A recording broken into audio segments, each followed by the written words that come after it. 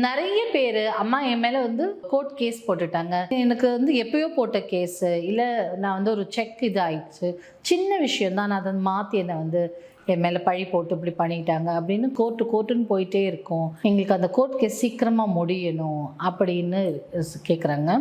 நிறைய ஸ்விட்ச் கோட் சொல்லியிருக்கேன், நிறைய ஸ்விட்ச் வேர்ட்ஸும் சொல்லியிருக்கேன், சிங்கிள் லைன் மந்த்ராவும் அதை பற்றி சொல்லியிருக்கேன். நீங்கள் பழைய வீடியோஸில் பார்த்தீங்கன்னா தெரிஞ்சிருக்கும். இப்போ இன்னொரு ரெமெடி, என்ன ரெமெடின்னு பார்த்தீங்கன்னா சுந்தரகாண்டம் இருக்குது. இந்த சுந்தரகாண்டத்தை நம்ம படிச்சுட்டே வந்தாலே இந்த மாதிரியான சிக்கல்கள், இடியாப்ப சிக்கல் சொல்கிறாங்களா, அந்த மாதிரி கனாபினான்னு இருக்கிற சிக்கல்லிருந்து வெளியில் வந்துடலாம். அது மட்டும் இல்லாமல் சுந்தரகாண்டம் படிக்கும்போது நம்ம வாழ்வில் அத்தனை சந்தோஷங்கள், மகிழ்ச்சி எல்லாமே வருமா.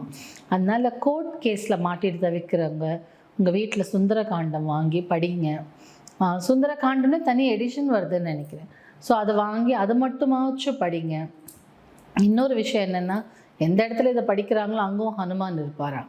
ஸோ சுந்தரகாண்டம் படிச்சுட்டே இருங்க. இந்த மாதிரியான விஷயங்கள் எல்லாம் வெளியில் வந்துடலாம்.